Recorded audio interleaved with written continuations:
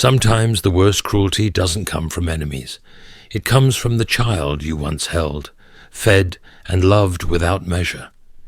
There is a specific pain that only a mother can know, the sting of being humiliated by her own son, not a passing insult, not a moment of adolescent rebellion, but a sustained pattern of dismissal, mockery, and emotional violence. And the question that cuts deeper than any insult is, why? Why does a son turn on the very woman who once wiped his tears? The truth is rarely simple, and it is never comfortable. Carl Jung understood that when we attack others, we are often lashing out at parts of ourselves we cannot bear. A son who humiliates his mother is not expressing strength. He is expressing unresolved entanglement, rage that masks guilt, scorn that masks helplessness. This cruelty doesn't come from emotional distance. It comes from emotional fusion that was never disentangled. When love was too much, when closeness felt suffocating, when dependency became shameful, what was once tenderness transforms into hate, and the mother? She becomes a target, not because of what she did wrong, but because of what she represents, a reflection of vulnerability the son cannot face. But what if his attacks are not about her at all, but about everything he fears in himself? In the son's unconscious, the mother is not just a woman. She is the archetype, the origin, the place he once depended on entirely, and that dependency, it was once life-giving, but now, as an adult desperate to feel autonomous, it becomes unbearable. So what does he do? He lashes out. He humiliates her, not because he hates her, but because he hates what her presence reminds him of. She saw him at his weakest, crying, failing, needing. And in a world that tells men that vulnerability equals weakness, her memory becomes a threat. This is the narcissistic wound. He cannot bear being reminded of the child he once was, so he punishes the one who knew him then, the one who held him, soothed him, loved him too deeply. He calls her needy, but it is he who cannot regulate his own emotions. He says she's controlling, but it is he who never learned boundaries. He mocks her aging, but it is his fear of mortality that trembles underneath the joke. Humiliation becomes a desperate strategy. If he can tear her down, maybe he can rise. If he can devalue her, maybe he can erase the parts of himself that still need her. But here's the tragedy. Every attack on her dignity deepens his own emotional wound. What if every insult he throws at her is a confession he can't make to himself? The boy who once clung to his mother's hand now scorns her touch. What happened? Love that was once too big, too overwhelming, can become rage when it's never allowed to evolve, when a son grows up without learning how to process emotional complexity, when he's not taught that he can love and still disagree, need and still have space. His feelings twist. The love he once felt for his mother begins to suffocate. Gratitude becomes guilt. Closeness becomes threat. And in a society that tells boys to be hard, to be distant, to be above emotion, the twisted love has only one exit: rage. This rage doesn't come from indifference. It comes from pain, from a longing that feels dangerous, from a history of emotional reliance that was never matured into healthy autonomy. So he pushes her away brutally. He mocks her concern. He ridicules her softness. He rejects every attempt she makes to reconnect, not because he doesn't care, but because caring terrifies him. If he admits he still needs her, what does that make him? But here's the truth. Rage is a mask, and underneath it is the boy who never figured out how to say, "I still love you, but I need space to become me." What if his cruelty is really a scream for emotional separation he never knew how to ask for? Time changes everything, and when the mother ages, becomes fragile or dependent, the power dynamic shifts. The child becomes the caretaker, the roles reverse. For some sons, this moment awakens compassion, but for others, it awakens revenge. This is where we witness some of the cruelest humiliations. The son, now in control, uses his power not to nurture, but to punish. Every forgotten call, every eye roll, every belittling comment, it's not random. It's a reversal, a distorted payback for years of vulnerability he never consented to. He resents her for needing him now, because her neediness reactivates his buried rage over having once needed her so completely.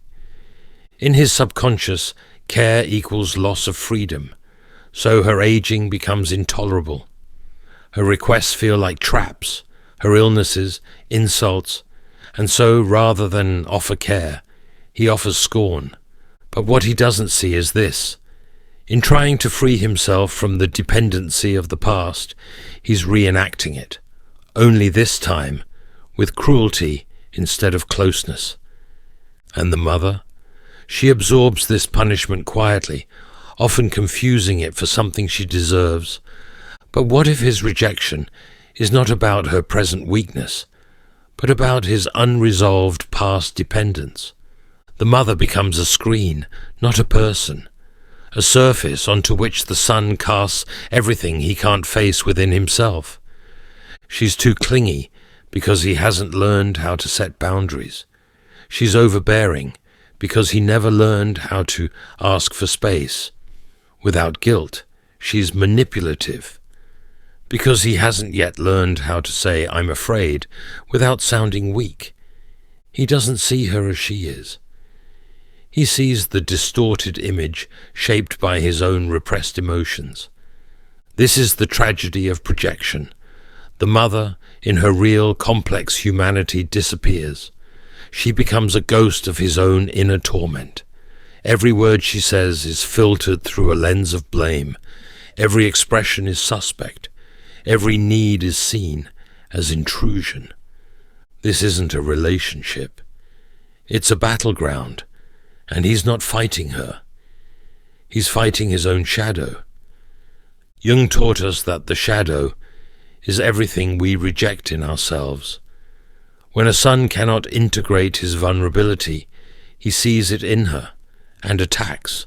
When he cannot own his fear, he calls her weak. When he can't handle his dependency, he shames her for needing love. But here's the cost. In attacking her, he wages war on himself. What if he's not punishing her, but punishing the mirror she holds up to his soul? Not all cruelty begins with the son. Sometimes the mother, trapped in her own unconscious patterns, struggles to let go. She clings, she hovers, she defines her identity through motherhood long after the role should have evolved. She gives without boundaries. She sacrifices without being asked. She confuses love with enmeshment. And the son, he suffocates. Instead of maturing into his own man, he remains emotionally tied, resenting her for the very closeness she once gave freely. But here's the paradox. She doesn't stop because she's controlling. She doesn't stop because she's unloving. She doesn't stop because she doesn't know who she is without him. So he pulls away violently, not out of malice, but as a desperate attempt to breathe. And she, interpreting his withdrawal as abandonment, clings tighter. The more she gives, the more he recoils. The more he recoils, the more she gives. It becomes a cycle of resentment. Her giving becomes his prison. His rejection becomes her suffering. But neither one is truly free. Both are trapped in a bond that confuses pain for connection. What if her refusal to let go is the silent invitation that keeps the cycle of humiliation alive? Here lies one of the most painful paradoxes. Sometimes The son humiliates his mother, not because he hates her, but because he's still emotionally bound to her in ways he cannot name. Aggression becomes a twisted form of closeness, a way to maintain the connection while pretending to sever it. He insults her, avoids her, rolls his eyes at her very voice. Yet he cannot fully leave. His cruelty is contact. His silence is attention. His rejection is still relationship. This is not freedom. This is emotional entrapment dressed as autonomy. He fights her because he's never truly separated from her. He wounds her because he doesn't know how else to claim his own identity. But every blow he delivers keeps him tethered to the very person he says he's outgrown. And the mother, she confuses his cruelty for involvement. She thinks, at least he's still speaking to me. Even if he's unkind, she accepts scraps of affection mixed with sharpness because she fears the silence more than the pain. But this isn't love. This is a wound begging to be seen. What if the humiliation is just a distorted attempt to stay emotionally connected without intimacy? Deep in the son's psyche lives a terrifying question. What if I become like her? If the mother is perceived as weak, needy, emotional, or trapped in self-sacrifice, he will reject not only her, but every part of himself that mirrors her. He fears her aging because it reminds him of his own decay. He mocks her softness because he feels his own emotions like a threat. He denies her humanity because accepting it would mean accepting that he too is human, fragile, flawed, and ultimately mortal. This is the fear of identification, and humiliation becomes his defense. By degrading her, he attempts to draw a line. You are over there, old, needy, clinging. I am over here, strong, independent, untouched by weakness. But it's a lie, a defense built on sand, because the truth is, what we attack most fiercely in others is often what we fear most deeply in ourselves. He is not mocking her. He is terrified of the reflection he sees in her eyes. What if his hatred of her is just a desperate denial of his own humanity? In Jungian psychology, the mother complex is more than a set of memories. It's a deep psychic pattern that shapes the son's inner world. Some sons become emotionally fused with their mothers, never fully developing a separate identity. Others react with extreme rebellion, defining themselves only by opposition. Both are symptoms of the same root wound, an incomplete individuation. If the son never separates with love, he will separate with violence. And if the mother never learns to release with trust, she will hold on in ways that feel like chains. The result: a son who is either paralyzed by her approval or consumed by the need to escape it. Neither path leads to peace. He may build a life outwardly independent, but inwardly he's still negotiating with her ghost. Every decision, every woman he chooses, every success or failure is haunted by her unspoken influence. This isn't adulthood. It's entrapment masquerading as freedom. What if the humiliation isn't the end of the bond, but proof that the bond was never healed? No son humiliates his mother in a vacuum. He is shaped by what he saw, what he absorbed, what he was taught without words. If he watched his father mock his mother, he learned cruelty as communication. If he saw her shrink and never speak her truth, he internalized that feminine care was weak and should be punished. Likewise, if she endured abuse in her childhood and never healed, she may have passed down silence as virtue, taught him unconsciously that love meant suffering, that care should be earned through pain. These are not individual flaws. They are inherited wounds. Humiliation is often a family language, spoken by those who never learned a better dialect. But just because something is learned doesn't mean it must be repeated. At some point, someone has to say, enough. Because generational pain can run deep, but it can also stop with you. What if the son who humiliates his mother is simply echoing a pain that began long before he was born? Not all cruelty is loud. Sometimes the son's humiliation comes wrapped in silence. He doesn't yell.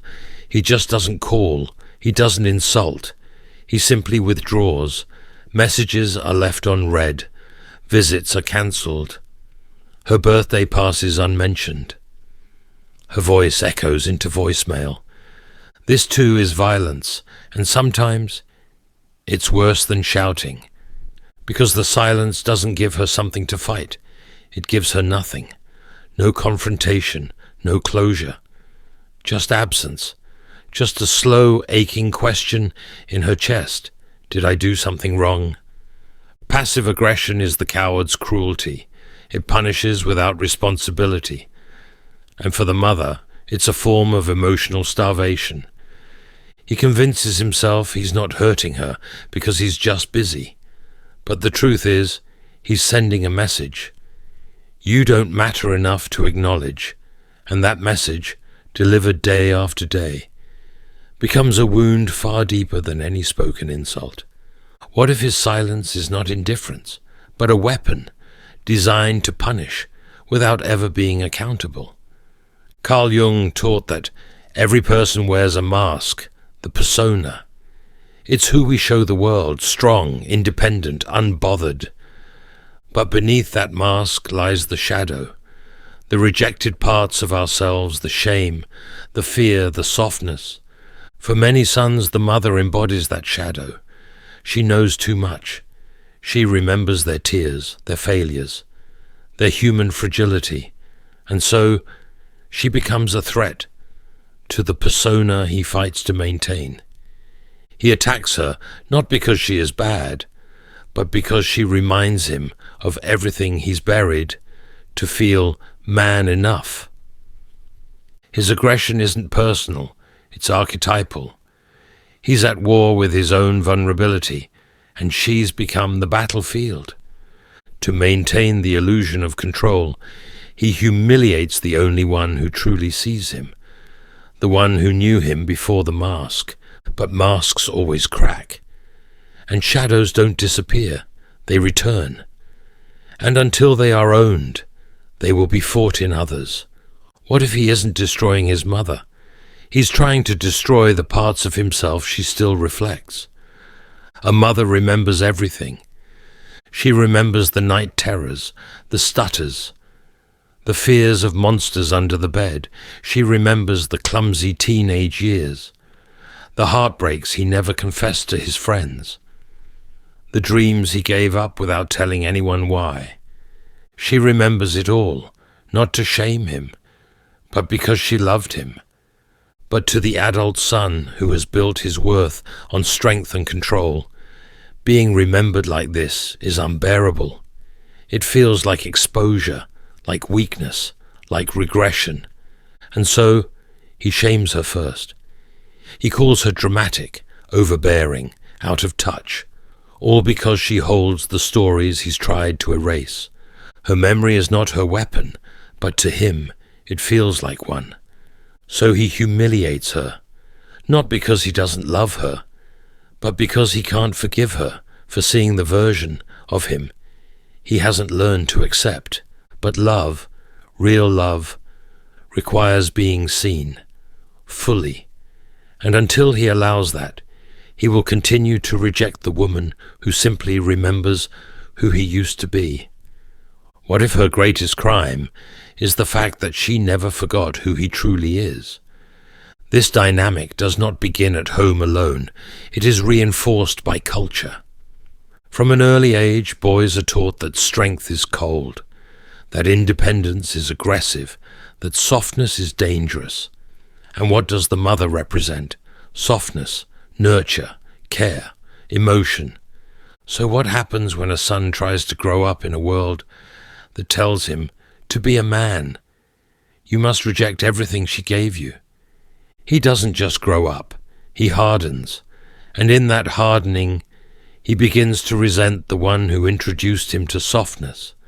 She becomes the symbol of everything he's not allowed to feel, and the only way he knows to claim masculinity is to attack the maternal, especially when it lives inside him. So he humiliates the feminine, not just in her, but in himself.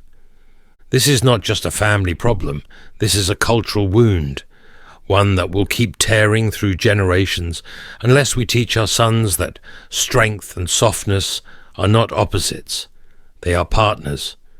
What if his cruelty isn't proof of strength, but evidence of how deeply he's been wounded by the world's idea of manhood?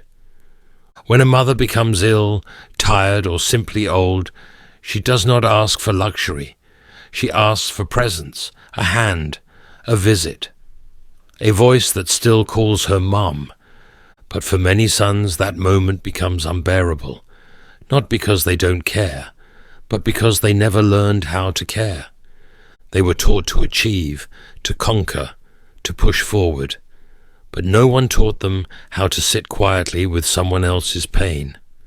No one taught them how to be strong enough to be soft. So when she needs him, he recoils. Her illness feels like failure, her aging like accusation. Her fragility reminds him of a part of life he never learned to honor.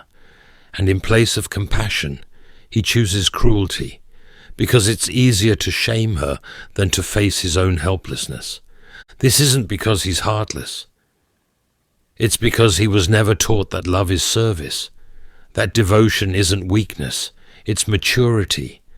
What if his rejection is not proof of absence, but proof of a skill he was never given permission to develop? Cruelty has modern weapons now. The phone rings and goes ignored. The message is read but never answered. The photo is liked but never followed up. She watches her son live his life online while hers disappears into silence. This is the new violence. Not overt but passive, not loud but devastating. Technology promised connection, but for many mothers it delivered a slow, invisible exile, a way for the son to vanish without ever having to explain. He doesn't have to argue, he just disappears. The ghosting is daily, the absence casual. But here's the truth. Digital cruelty still leaves bruises. Bruises on the heart, on the soul, on the years she gave without ever asking for anything but presence. He convinces himself that avoidance is neutral, but it's not. Avoidance is emotional violence that never announces itself. It's the slow erosion of the mother's dignity by pretending she doesn't exist. What if the cruelest words aren't said, but typed, ignored, and left unseen? He's grown in age, maybe successful, maybe married, maybe even a father. But emotionally, he's still 16, still in rebellion, still proving he's not her little boy anymore, still pulling away not to mature but to punish. This isn't adult individuation. This is arrested development. He humiliates her because he never learned how to leave with grace, because his separation was filled with anger instead of acceptance. He confuses rebellion with independence, but rebellion that never ends is not growth, it's immaturity. The emotionally adolescent son keeps fighting a mother who doesn't even know what she's being punished for. And deep inside, he is still terrified that he'll never be truly free unless he destroys her influence completely. But true freedom isn't destruction, it's integration. What if the son who shames his mother is still emotionally stuck in the rebellion he was never allowed to complete with love? She gave everything, her time, her body, her dreams. She made sacrifices so normal they didn't even feel like sacrifices anymore. But somewhere in all that giving, she disappeared. She became mum, and forgot she was also a woman, a soul, a being with needs, desires, and worth outside her role. And now, her son doesn't see a woman. He sees a title, a function, a caregiver. Why? Because that's all she's allowed herself to be.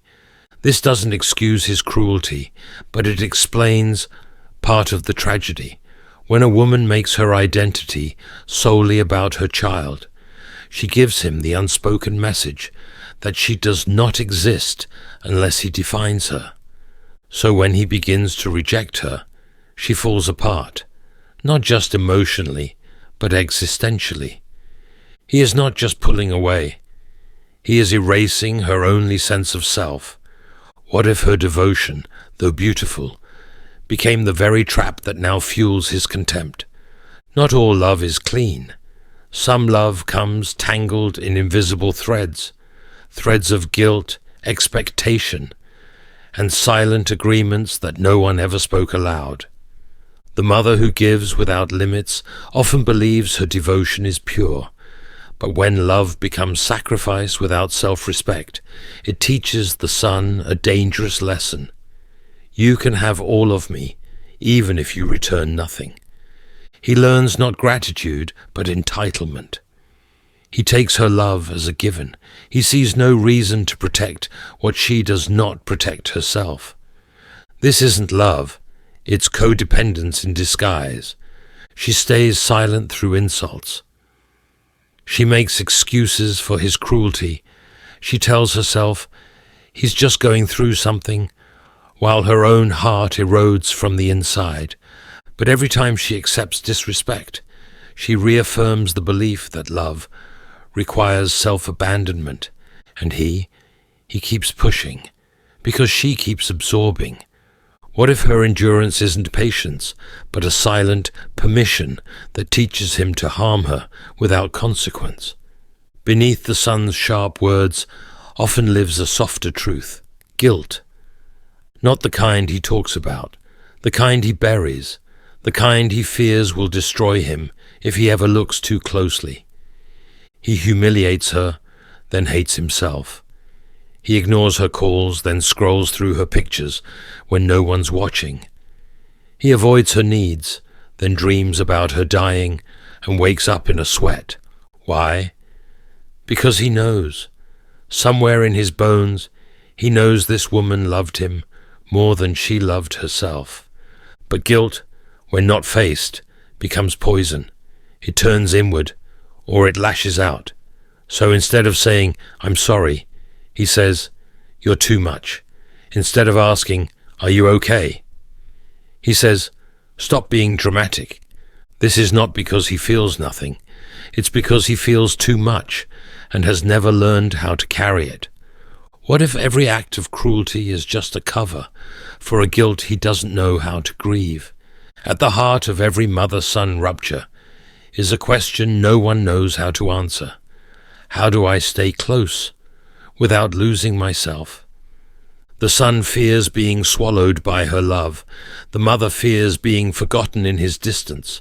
So they push and pull, hurt and withdraw, speak and regret, until they don't speak at all. What they've never been taught is this: real connection doesn't require fusion, and real autonomy doesn't require cruelty. You can love and still leave. You can visit without surrendering. You can care without disappearing. But this takes maturity. Emotional maturity neither may have been taught. So instead they live in extremes. The mother overfunctions, the son disconnects, and what should be a bridge becomes a battlefield. What if both are fighting for the same thing, but have no idea how to stop hurting each other in the process? Sometimes the cruelty a son shows his mother is the echo of another man's silence, and the absent father, the violent father, the emotionally distant father. Whatever the form, his absence left a vacuum, and the son filled that vacuum with unspoken rage, rage that had nowhere to go, except toward the person who stayed. He sees her pain and calls it weakness. He feels the burden she carried and blames her for carrying too much. He punishes her not because she failed, but because she was there when the one who should have been never showed up. This is transference, misplaced anger, a projection born of abandonment. The tragedy: the mother is punished for surviving, and the son, in trying not to become his father, unconsciously replicates his emotional absence through cruelty instead of silence. What if the son isn't hating her, but echoing the absence of a man who never taught him how to be one? These patterns do not break by accident. A son does not wake up one day suddenly kind. A mother does not reclaim her worth simply by waiting. Healing takes courage, conscious courage, the kind that walks straight into discomfort and says, "This ends with me." Cycles of humiliation, projection, silence, and shame can run through generations like wildfire, unless someone chooses to step into the flame and transform it. That someone could be you, whether you are the mother who has endured too long, or the son who has lost his way in anger. You do not need to wait for the other to change first. You can begin. Begin by seeing the pattern. Begin by naming what was once unspeakable. Begin by feeling what was once numb. The cycle breaks, not in dramatic gestures, but in small repeated acts of awareness and boundary. The moment you say, "No more, I deserve peace," the fire begins to lose its fuel. What if healing isn't about fixing the relationship, but about freeing yourself from the pain you keep repeating? Carl Jung said, "Until you make the unconscious conscious, it will direct your life, and you will call it fate." The son who humiliates his mother is not free.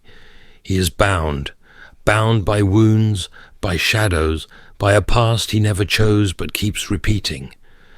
But here is the radical truth. He can integrate that shadow. He can face the guilt. He can touch the grief. He can remember the love underneath the rage.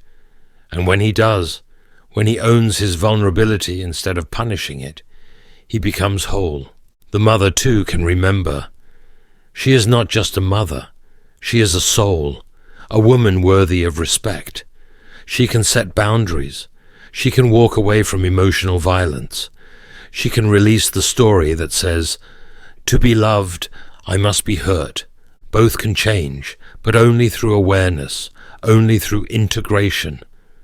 The past cannot be rewritten, but the story you write next, that's still in your hands. What if the relationship was never meant to stay the same, but to teach both how to grow separately? In the end, this story is not about blame, it's about liberation. The son who humiliates his mother is not evil. He is unhealed. And healing is not about shame, it's about truth. Real strength is not coldness, it's owning your heart without fear. And the mother, she is not powerless, she is not worthless, she is not doomed to suffer. She is allowed to rise, to say, "This is not love," to reclaim the parts of herself she gave away too easily. Together they can rewrite the bond, not back to what it was, but forward to what it can become, mature, honest, respectful, and free. But if one chooses not to rise, the other still can. Because healing is not conditional, it is personal, it is yours. If this story touched you, it's because somewhere inside it, you saw your own. You are not alone, and you are not trapped. You are just one truth away from a very different ending. Which truth are you ready to face so you can finally be free?